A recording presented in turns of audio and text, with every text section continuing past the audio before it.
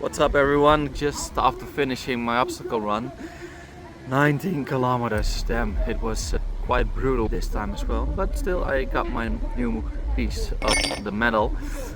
I find those up runs absolutely one of the greatest things to actually do. I do them every year. I've done them now for 11 years. You might still hear them in the background, but it's been a great journey these 11 years already to actually do this, and it has had its ups and downs. I must say I'm not in peak condition still yet. I've actually been training for this one once again, but it's taken quite some time to actually get back to this point. There are a few ducks, actually a few nice ducks. Don't know if you can see them. Look, there are ducks. I just been enjoying nice food. But still, I think it's always great to actually come here. It's a great community. It's why I wanted to make this video talking about two things today. One is that the obstacle runs, they have been a really good metaphor for me for life. Sometimes you can just walk right through parts that you're running, and it can be difficult if you are not prepared with some kind of techniques, or if you don't know where you're going. It will be difficult, but with these obstacle runs like this, you have a path you have to follow, of course, so you know where you're going, and the pieces in between the obstacles are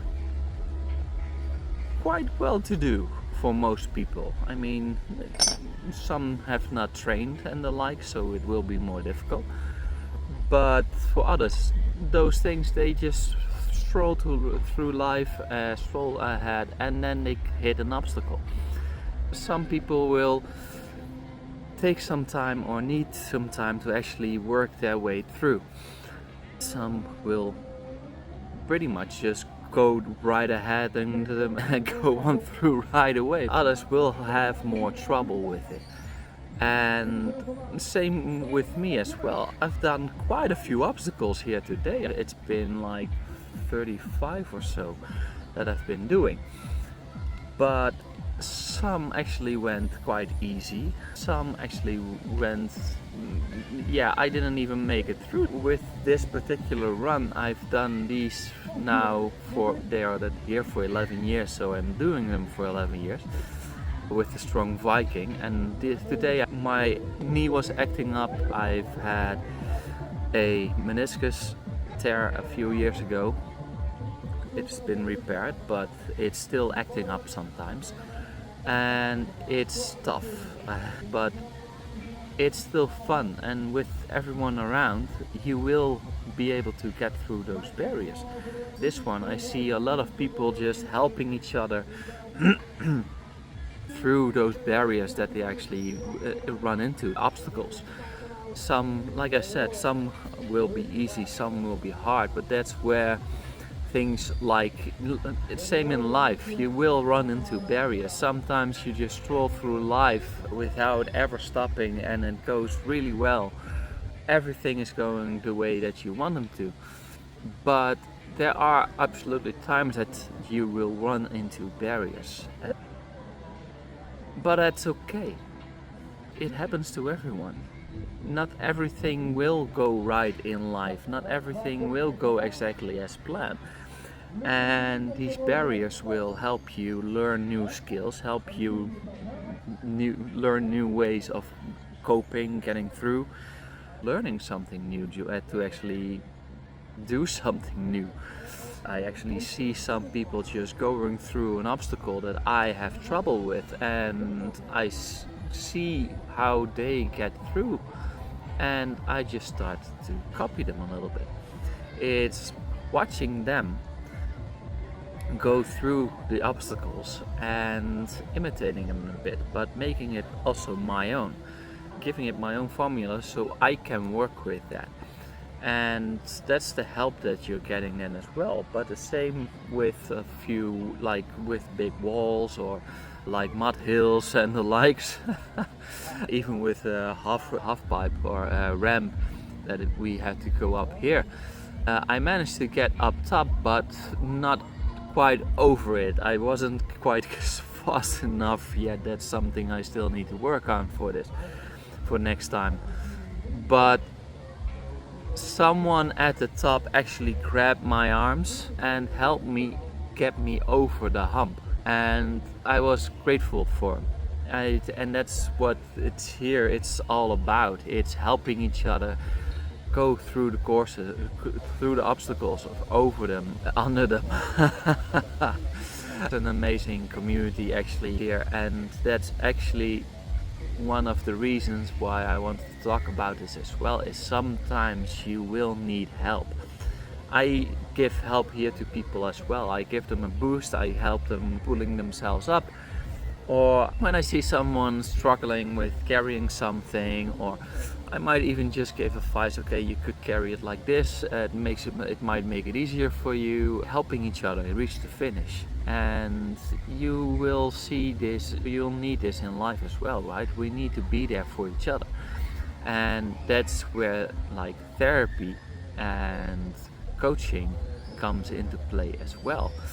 Mental health is a big deal, not just physical health. And I think that these days, luckily, a lot more attention is put on mental health. But there's still a lot out there that actually just only look at the physical, and even for the physical part, you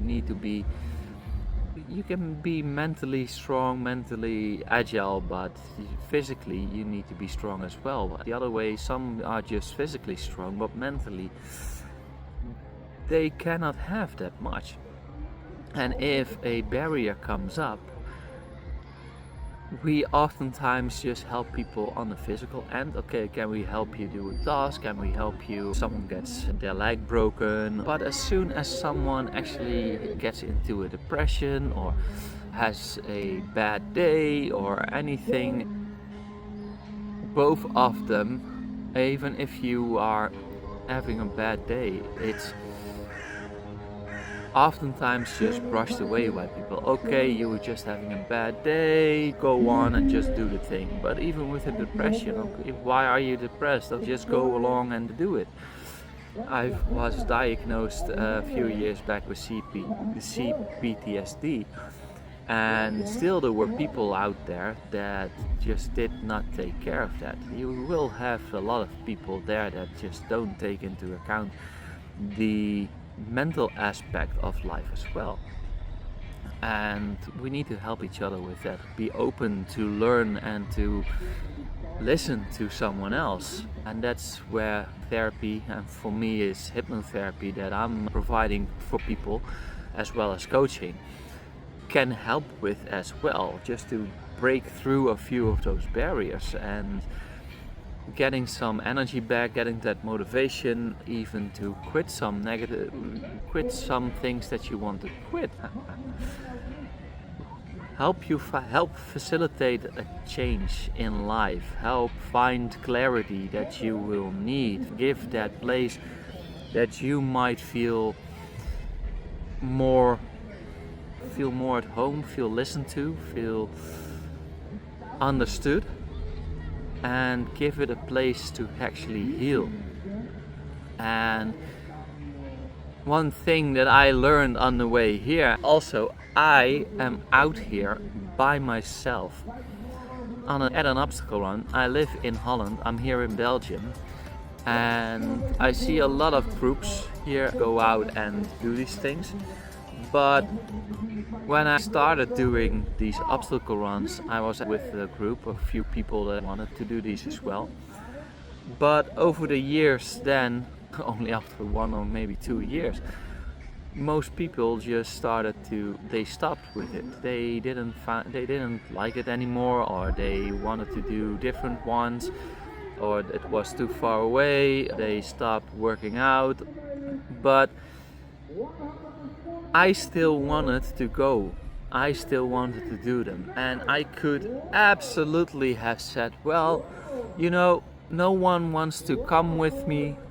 No one wants to do this together with me, so why should I do this? Why will I go? Where's my motivation? And I got up and it was like, no, I like to do this. I want to do this. I enjoy this. It's one of the very few things that actually stuck with me. I've done so many different things. I've had so many different hobbies. I have so many different interests. One thing that I actually see in the gifted community as well, a lot of interest. You want to keep learning, you want to learn and try new things. But a lot of things, I see a lot of people giving up on stuff as well. Also because a lot might never have learned how to learn, and they run into, well, a barrier and they just quit. They don't know how to get through it. It always had been easy just learning new stuff, and then it gets some complicated and they stop. But also because, okay, now I know the basics, I know enough, I don't want to know anymore, or just don't want to do it anymore. They just give up. But there are few things that actually might stick. There will always be something somewhere that you find so interesting and that you can just stick with, also as a gifted person, even after therapy as well. And obstacle running and photography are two of the things that stuck for me. But actually going out, and most people actually just look at me like, okay, are you crazy? Why are you doing these things alone? Why don't you ask someone with you? And I've asked people that if they want to do these things. No one wants to. And I don't blame them. If they don't want to, they have other things they like to do.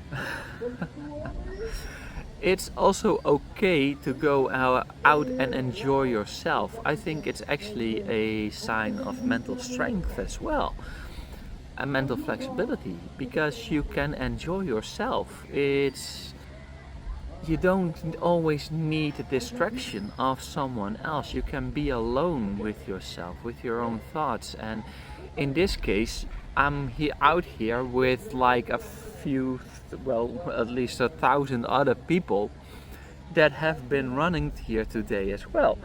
And it's also tomorrow another one. I'm not in that. I'm gonna take a break. The next one is in 2 weeks. But on my way in the 19K that I've been running today, I actually meet a few people. I start talking to them. You are there with doing the same thing. In this case, you're all running. If I'm going to the zoo to take pictures, I will meet people there as well who like to be at the zoo. You can do the same thing with anything. If you go out canoeing, if you go out to a concert, you can name it. And if you go to even to a musical, I like them as well. I've went to a few musicals before by myself as well. Just because someone is there by themselves, or you can just go by yourself. You can still enjoy it. You don't have to let the fact that others aren't coming with you hold you back. You can just enjoy yourself, and there will always be haters that actually just, those douchebags that will always just point out, oh, look at him, he's alone. I've actually had that last year when I went to an amusement park when no one was able to come with me, and I've asked a few people